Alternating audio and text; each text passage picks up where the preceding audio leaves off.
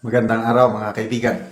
Bigyan natin ng opinion reaction itong post ni I am Xian Win 50 minutes ago. Sabi niya, parting ways with John Vic is difficult. John Vic Remulla. But his return may be just a request away should Senator Amy R. Marcos call upon him once more. Yung investigasyon ba?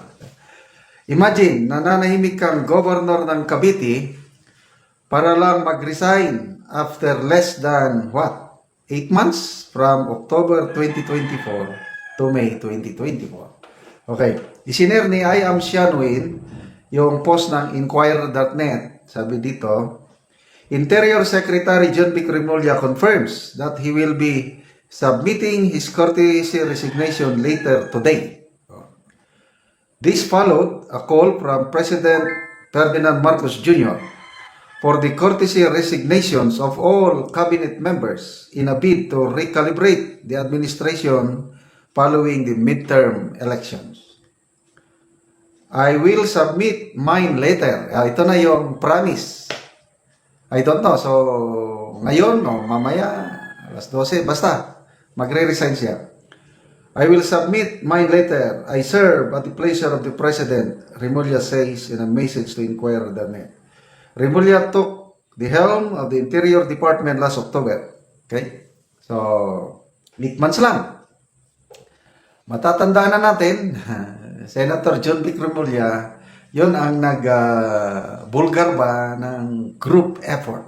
Ang galing. Plinano daw nila yung pag-kidnap, pag-aresto kay dating Pangulong Duterte. The President, John Vic Remulla, Secretary Anyo, and Secretary Gibo. Only to be rebuffed later by Secretary Anyo na that's not true. I was not involved in a planning process. Yun na, kung ano-ano ng mga alibay hanggang, sino bang nagtawag? Si dating DE Secretary Manny Piñol na wala na daw siyang nakitang grabing kasinungalingan kundi itong si Secretary John Vic Remulla. Kasi wala na, pinatawag na sila ni Senator Amy. So, courtesy. Anyway, these are all courtesy resignations. Lahat naman sila. But believe din ako dito kay Secretary John Vic Remulla, action kagad. Resign. Yes. Truly, they serve at the pleasure of the President. Okay. Speaking about resignations, maalala ko yung post kahapon nabasa ko sa Japan. I think agriculture minister ng Japan. Grabing delikadesa doon sa Japan, no? Mayroon lang statement itong Minister of Agriculture sa Japan na hindi daw siya bumibili ng bigas kasi nakakakuha siya ng libre. Grabe ang uproar ng mga Japanese citizens. Grabing batikos. Kasi bakit libre? Naghihirap ka. Kasi tumataas din ang presyo ng bilhin, lalo ng bigas sa Japan. So, reklamang mga tao, uproar sa social media. Nag-resign ka agad. Wow, that's pure delikadesa. Kaya, ang Japan, maunlad after yung World War II. Devastated sila ng World War II. Kailang, ang dali nilang nakabangon. Why? Because yung values nila matindi. Isa pang speaking of Japan pa rin, yung think early grades, grade 1 to 4, ang mga Japanese elementary grades, wala daw exam. Walang exam. Anong itinuturo? Early years sa mga bata. More on values, good manners and right conduct. Kaya respetado daw ang mga Japanese people.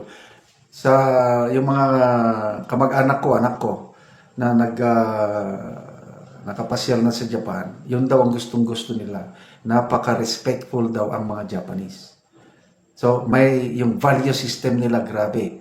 Kaya nga, resign ka agad yung agriculture minister nang dahil lang sa statement niya na nalilibre siya ng bigas dahil hindi siya bumibili. Kasi nga, minister siya ng yun, resign ka agad. Sa atin, kung hindi pa manawagan ng Pangulo, ng courtesy resignation, wala na magre-resign. Kapit to ko. So, ano kayang kahihinatnan itong panawagan ng Pangulo na I believe magre-resign yan. Dahil order, kailan? Sino ang talagang tatanggalin? Tapos, ano ba ang rason nila, bakit natalo sila sa eleksyon, dahil ito nga, recalibration o change strategy or whatnot. Dahil natalo sila, grabe. Napahiya sila sa eleksyon. So, ako, ang tanong ko is, ano bang pinakamalalang dahilan? Bakit sila natalo? Was it because of poor performance ng mga cabinet secretaries? Or, yung pag-impeach nila kay VP Sara, dinagdagan pa nila ng pagkidnap kay Tatay Digong? Alin dito ang mas mabigat na dahilan? To me, ang malaking dahilan, lalo na kaming taga Mindanao and some part of Visayas na sulit Duterte plus 2, ang dahilan kung bakit hindi kami bumoto sa alyansa ay dahil ginawa na yung pinilit nila yung impeachment ni VP Sara, kinidnap pa nila ang aming minamahal na Tatay Digong. Kaya nagsulit black voting kami, Duterte plus 2 plus, yun na nga, Camille and yun ang dahilan. Kaya kung ang purpose nila is recalibration, natalo sila dahil ay medyo nagkakamali sila. But anyway, this is a good move. Saludo ako sa presidente na parang he woke up from a bad dream. Bangungot na I should exert now my influence. Dapat hindi na ako magpapadikta. Dapat akong presidente, sundin niyo ako. Yan, may pag-asa pa. Sana magbunga ito ng maganda. Kailan baka mamaya isa o dalawa lang ang natanggal. Wala. So good luck po sa ating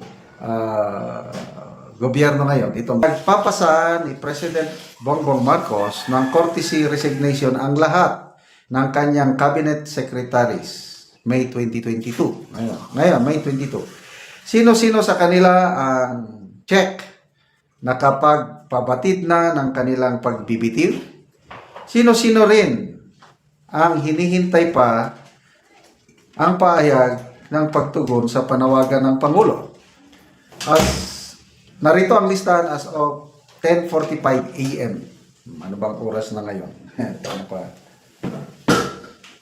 11:16 na. So, as of 10:45, 15 na nabila kong may check. So, basahin ko ang mga nakapag-submit na or nag-pronounce na magsasubmit. Executive Secretary Lucas Bersamin, 1. Finance Secretary Ralph Recto, number 2. Interior Secretary John Vic Rimulya, 3. Agriculture Secretary Francisco Tio Laurel, 4. Panglima, Transportation Secretary Vince Dizon, 6. Budget Secretary Amina Pangandaman, 7.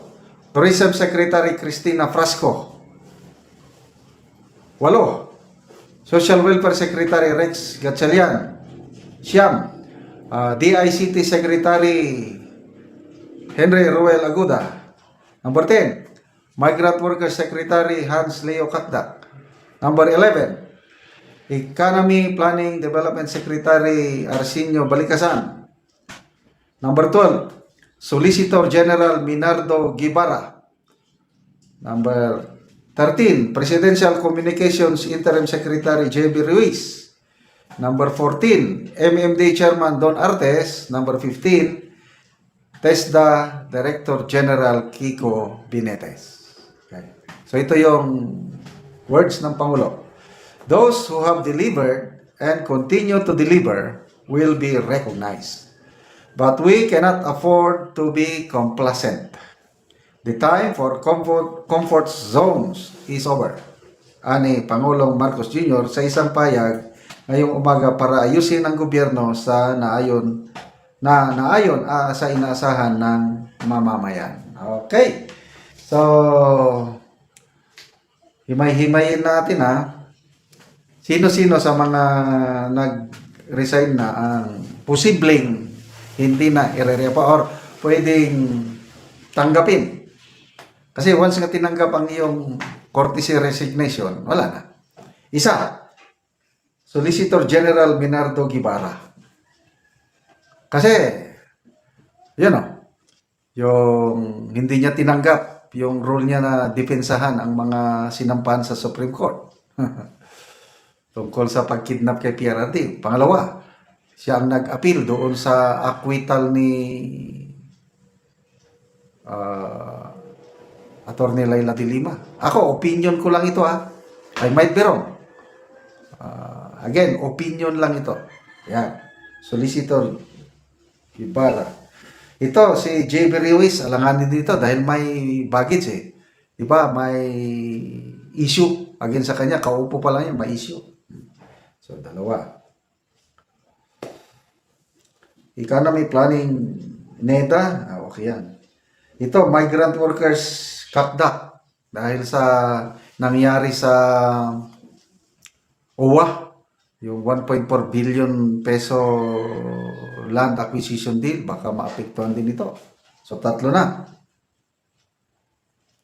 Ito, Rex Gatchalian sa DSWD. Baka apektado ito dahil sa ayuda. Ito, sigurado. Hindi naman sigurado, most likely, Tourism Secretary Cristina Frasco. Kasi maraming palpak sa tourism. Hindi natin namimit ang target natin sa tourism. Sayang ang potential ng tourism. Kaya kung mayroong tatanggapin ng resignation, opinion ko lang ito, goodbye na, Secretary Frasco. Budget, Pangandaman, wala namang kasalanan si Secretary Amina Pangandaman. Ginagawa niyang trabaho niya. Pagdating sa Kongreso, yun, nawawala yung net. Kaya, I think, she will remain. Vince Dizon, he will remain. Maganda. Ako, ganahan ko itong si Vince Dizon. Kailangan yan. Agriculture Secretary Tiora Laurel, wala rin ito. Pwede nang palitan. Ralph Recto, posible rin ito. Tanggalin. Executive Secretary Lucas Bersamin, palagay ko mananatili kasi very loyal kay PBBM ito. Okay, so yun. So sino pang mga hinihintay? Marami pa. May nabasa akong comment. Sino pang post ni General Orlando De Leon. Ang sinasuggest niya kay PBBM na dapat tanggalin na yung magkapatid na Rimulya, Secretary DILG and DOJ, tanggalin na yon. Ano pa yung isa niya, yung National Security Advisor. Yun din. Nabasa ko lang na post ni General De Leon. Kayo, sino sa tingin nyo ang mga cabinet secretaries na hindi nagdi-deliver? Comment niyo. Yung maraming nagko-comment, si Speaker Martin Romualdez tanggalin din daw. Kaya wala, hindi siya sakop ng Executive Department. Kasi kung bakit daw nagkakagulo ang bansa, bakit daw labo-labo na, lalo na sa politika, dahil daw kay Speaker Martin Romualdez. So, yung opinion ko, paningin ko, kung bakit natalo ang administration candidate sa election, dahil sa impeachment ni VP Sara, inapura, pinilit. Tapos, yun. So, sinong dahilan sa impeachment? Of course, ang mga kongresista. Kaya, yun ang nagpagulo. Yun ang isang dahilan bakit maraming bumoto against sa kandidato ng alyansa dahil hindi na gusto ng taong bayan yung impeachment. Plus, pinakamalaki, yung arrest, kidnapping kay PRRD. Yun ang pinakamalaking dahilan. Pag hindi nila yan naagapan, hindi nila naibalik si PRRD, manatiling maraming mamamayan na hindi maligaya. Okay, salamat mga kaibigan sa inyong pagsubaybay sa ating channel.